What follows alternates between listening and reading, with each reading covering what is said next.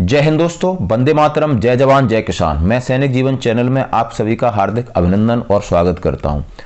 बात करूंगा अपने बहादुर जवानों की। सबसे पहले बात करता हूं, वर्तमान सीडे साहब ने एक कथन कहा था कि सेना एक पैशन है जहां हम देश की सेवा के लिए आते हैं। यह कोई पैसा कमाने और आराम करने वाली संस्था नहीं है। तो दोस्तों, इस पैशन की बात मुझे समझ में आती है। अब उन्हीं के वक्तव्य को, उन्हीं के स्टेटमेंट्स के आधार पर जो उन्होंने सेना में इस तरह के बदलाव करने जा रहे हैं, उन्हीं के ऊपर बात करता हूं। सेना में लगातार बदलाव की खबरें चल रही हैं। कई तरह के प्रपोजल सीडीएस साहब की तरफ से सरकार को दिए जा रहे हैं ताकि सरकार का रक्षा बजट को बैलेंस किया जाए। यानी ऐसे लग रहा है अब पूरी रिस्पॉन्सिबिलिटी या पूरी जिम्मेदारी हमारे सीडीएस साहब की है कि रक्षा बजट को किस तरह बैलेंस किया जाए। अब उन्होंने रक्षा बजट को ध्यान में रखते हुए बहुत सारे प्रपोजल्स दिए। एक बार उन्होंने कहा था कि सेना में जो भी आते हैं वो एक पैशन के साथ आए, जुनून के साथ आए। यहां कोई पैसा कमाने वाली संस्था नहीं है ये। यहां देश सेवा के लिए जुनून चाहिए वो आए, यहां कोई आराम करने के लिए नहीं आए।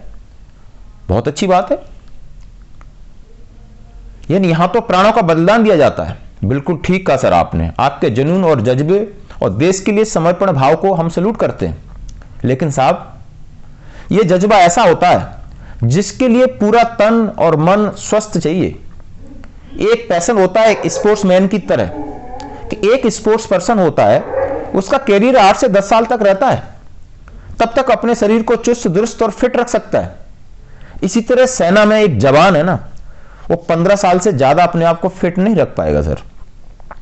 तभी तो किसी ने जब 15 साल की सर्विस के बाद एक जवान को पेंशन रखने का प्रावधान किया होगा ना, बहुत विचार किया होगा, बहुत सोचा होगा, इन सब चीजों को मद्देनजर रखते हुए इन सब चीजों को बनाया हुआ।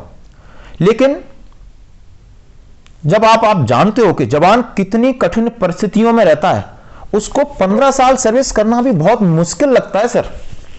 इतने उतार चढ़ाव आते हैं, अलग अलग कंडीशंस, वेदर कंडीशंस हो, टेक्निकल कंडीशंस हो, उसमें अपने आप को किस तरह एडजस्ट करता है। अपने परिवार से दूर रहकर इस अलगाव की स्थिति में उसका परिवार और समाज भी आए दिन जवानों का शोषण करता रहता है। बहुत सारी खबरें आपने देखी होंगी। इसलिए जवानों में निराशा का भाव उत्पन्न हो जाता है। वह चाहकर भी देश की सेवा नहीं कर पा रहा है। वो जैसे तैसे 15 साल निकालता है। वो समझता है कि हमारी पेंशन मिल जाएगी, उसके बाद मेरा गुजारा इसी से मैं चलाऊंगा। वो बहुत बड़े कैरियर को लेकर फौज नहीं छोड़ता है। यदि कैरियर को लोग फौज छोड़े ना, तो बहुत सारे हमारे अधिकारीगण हैं, वो बहुत सारे क्वालिफाइड हैं, क्यों नहीं सेना को छोड़ते। हर जवान आगे करना चाहता है। सर, ये प्रावधान आपने रखा है, ये वॉलंटियर प्रावधान रखिए, जिसमें जिसकी जितनी इच्छा हो वो पूरी सर्विस करे, 57 करे, 50 करे। लेकिन जो बेनिफिट्स हैं आफ्टर रिटायरमेंट, वो 15 साल के बाद हर एक जवान को बराबर मिलने चाहिए। यदि आप सेना के अंदर जो जवानों के वेलफेयर के कानून है ना सर, उनको आप सख्ती से लागू करा दो, इतनी जल्दी कोई फौज छोड़ेगा नहीं। क्योंकि जवान जानता है यहां का खाना पीना बहुत अच्छा है, यहां का रहन-सहन अच्छा है, वातावरण अच्छा है, वेतन सुविधाएं अच्छी हैं, ये सिविल में उसको नहीं मिलेंगी। फिर भी यदि वो सेना छोड़ता है तो कहीं ना कहीं उसके अंदर बहुत सारी प्रॉब्लम्स हैं, और वो प्रॉब्लम सेना के अंदर ही हैं, बाहर नहीं है। जैसा कि हम जानते हैं और मानते हैं, हमारा जवान मानता है, हमारे देश की सेना भी मानती है कि कोई भी ट्रेनिंग, चाहे वो फिजिकल ट्रेनिंग हो, टेक्निकल ट्रेनिंग हो, टेक्निकल ट्रेनिंग हो, इससे कोई भी जवान पीछे नहीं हटता है, न डरता है। बट सेना में फालतू कामों से सैनिक परेशान है। एडमिनिस्ट्रेशन के काम, दिखावे के काम, अनावश्यक पार्टियां, इस वजह से इतना कमिटमेंट हो जाता है एक पलटन के अंदर कि जवानों को उसकी छुट्टी नहीं मिलती है। जवानों को जो सुविधाएं गवर्नमेंट के कागजों में वो ग्राउंड पे नहीं मिलती हैं। उनके तमाम कैजुअलिटी, बहुत तरीके की चीजें पब्लिश नहीं होती हैं। सर, इस पर ध्यान दीजिए ना। ये तो आपके अधिकार क्षेत्र में, इसमें आपको किसी भी प्रपोजल की जरूरत नहीं है। ऐसी चीजों को ओवरकम करिए, इन्हें सख्ती से लागू करिए। जवान अपनी पूरी कलर सर्विस करके जाएगा सर, आपको किसी भी प्रपोजल की जरूरत नहीं पड़ेगी। इसमें जवान भी खुश रहेगा, पलटन भी खुश रहेगी, हमारी भारतीय सेना भी खुश रहेगी।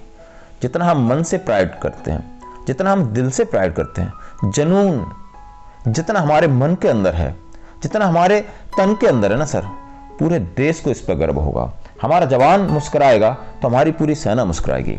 मैं आपसे उम्मीद करता हूं कि सेना के अंदर की व्यवस्थाओं पर, जो आपके अधिकार क्षेत्र पर, उन पर ध्यान दीजिए। आपको किसी भी प्रपोजल की जरूरत नहीं पड़ेगी। Thank you sir. जय हिंद, जय भारत। ये मेरा एक छोटा सा ऑडियो, यदि आपको अच्छा लगे तो ज़्यादा से ज़्यादा कमेंट करिए, शेयर करिए, और जो भी मेरे इस चैनल में पहली बार मुझे सुन रहे हैं या देख रहे हैं, प्लीज़ इसको सब्सक्राइब करिए। Thank you. जय हिंद, जय भारत, वंदे मातरम।